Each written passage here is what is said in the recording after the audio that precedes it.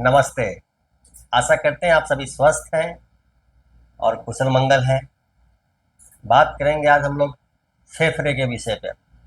Lungs, हमारे फेफड़े एक बहुत ही महत्वपूर्ण अंग।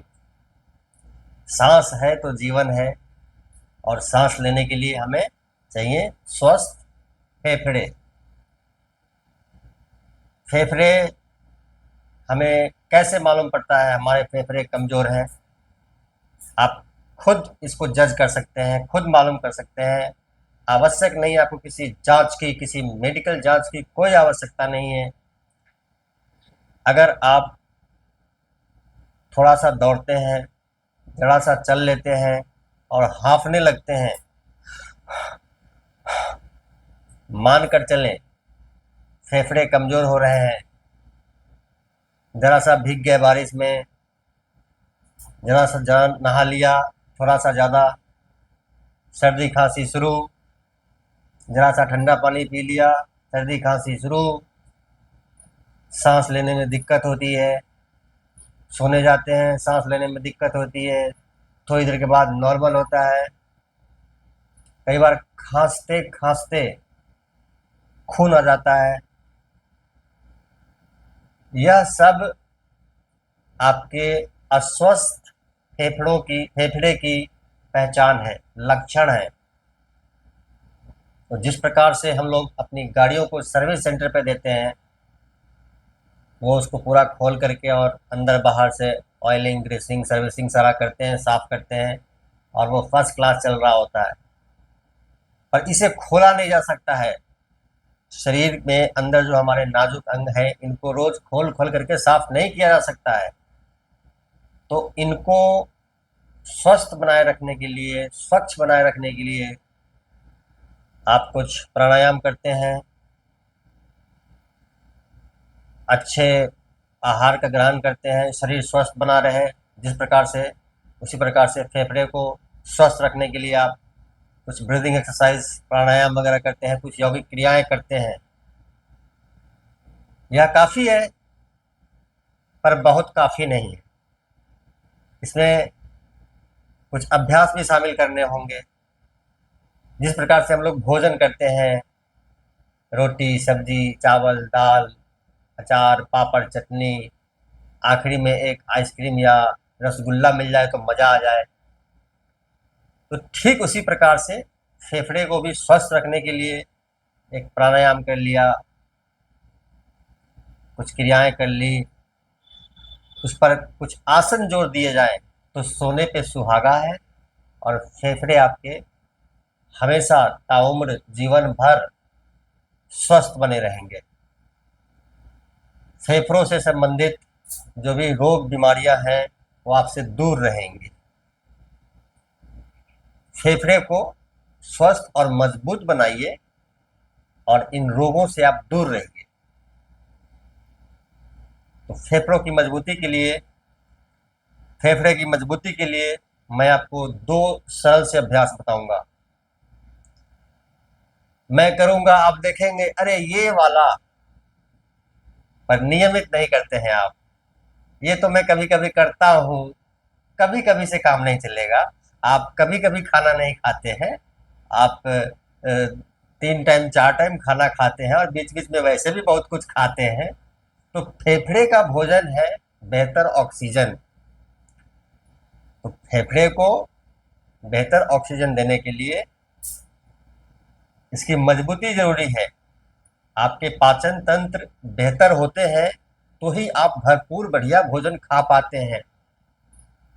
ये पाचन तंत्र अगर गड़बड़ है, अस्वस्थ है, तो आप बहुत खाना नहीं खा पाते हैं, चाहे वो पसंद का हो। तो ठीक उसी प्रकार से फेफड़े आपके स्वस्थ रहेंगे, मजबूत रहेंगे, तो ज़्यादा से ज़्यादा ऑक्सीजन लेंगे, आप छोड़ेंगे, फेफड़े स्वस्थ रहेंगे। ध्यान से देखेंगे, दो सरल से अभ्यास करेंगे। बैठे हैं इस प्रकार से आराम से, आप इसे अपने बेड पर कर सकते हैं, नीचे मैट पर कर सकते हैं।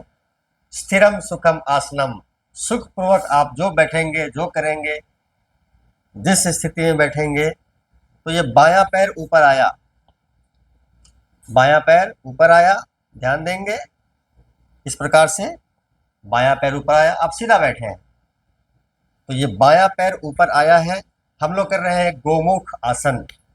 गोमुख आसन, बायां पैर ऊपर आया है तो बायां हाथ भी पीछे की तरफ जाएगा। आप पीछे नहीं देख पा रहे हैं, कोई बात नहीं, ये पीछे की तरफ मेरे पीठ पर है और ये गर्दन की तरफ जा रहा है चलता हुआ। गर्दन की तरफ मेरा हाथ ऊपर चला गया है और ये दाहिना हाथ ऊपर से आएगा और मेरे बाएं हाथ को पकड़ लेगा। मैंने पकड़ लिया है, हो सकता है आप नहीं पकड़ पाए, पर कोशिश करें। कोहनी ऊपर और नजर ऊपर। यह अभ्यास आपको इस प्रकार से बैठना है। 1 मिनट करें, 2 मिनट करें, सामान्य रूप से सांस लेंगे, छोड़ेंगे, कोई तनाव नहीं लेना। ऊपर की तरफ देखेंगे, धीरे धीरे वापस। 1 मिनट, 1 मिनट, ये होते हैं 2 मिनट। ठीक इसी प्रकार से अब ये दाहिना पैर ऊपर आएगा तो दाहिना हाथ पीछे जाएगा और बायां हाथ ऊपर से आएगा और दोनों हाथ पीछे आपस में मिलेंगे।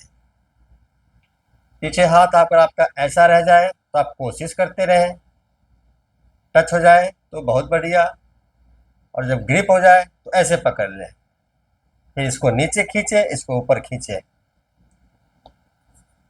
गोमुख आसन। 1 मिनट, 1 मिनट, फिर से 1 मिनट, फिर से 1 मिनट। अगर आप नित्य अभ्यास करते हैं प्रतिदिन तो 1-1 मिनट का अभ्यास बहुत है, क्योंकि आप सिर्फ गोमुख आसन ही नहीं करेंगे, प्राणायाम करेंगे और भी अन्य अभ्यास करते होंगे। यह अभ्यास आपके फेफड़े को स्वस्थ बनाए रखेगा जीवन भर। योग शास्त्र के अनुसार आपके लंग्स को स्वस्थ बनाए रखने का सर्वोत्तम अभ्यासों में से एक अभ्यास यह भी है, गोमुख आसन। एक अभ्यास और, बड़ी सरलता से लेटे लेटे भुजंग आसन। आ जाते हैं पेट के बल। मैं एक बात फिर से रिपीट कर दूं, हर वो आसन, अगर आपको किसी प्रकार का कोई अन्य समस्या है, आपको करने में दिक्कत हो रही है, आप वह आसन नहीं करेंगे। शरीर के साथ जबरदस्ती नहीं किया जा सकता है, अन्यथा शरीर में एक दूसरे प्रकार का विद्रोह पैदा होता है और आप दूसरी समस्या के शिकार हो जाते हैं। तो ध्यान से देखें, हम लोग कर रहे हैं भुजंग आसन। दोनों हथेलियां छाती के आसपास, उठते हुए इस प्रकार से कमर को ढीला छोड़ेंगे, छाती चौड़ी करेंगे और कंधे को लिफ्ट अप करेंगे, कमर को ढीला छोड़ देंगे ऊपर की ओर। करीब 1 मिनट, धीरे धीरे वापस। सामान्य रूप से सांस लेते छोड़ते यह अभ्यास किया जाता है। अब यहाँ पर प्रश्न आ सकता है कि हमारे तो कमर में दर्द रहता है, मेरे तो मुश्किल है, तो उनके लिए यह अभ्यास को थोड़ा सा और सरल किया गया। कोहनी लगा दीजिए जमीन पर, छाती चौड़ी करें, ऊपर की ओर देखें, कमर को ढीला छोड़ दीजिए।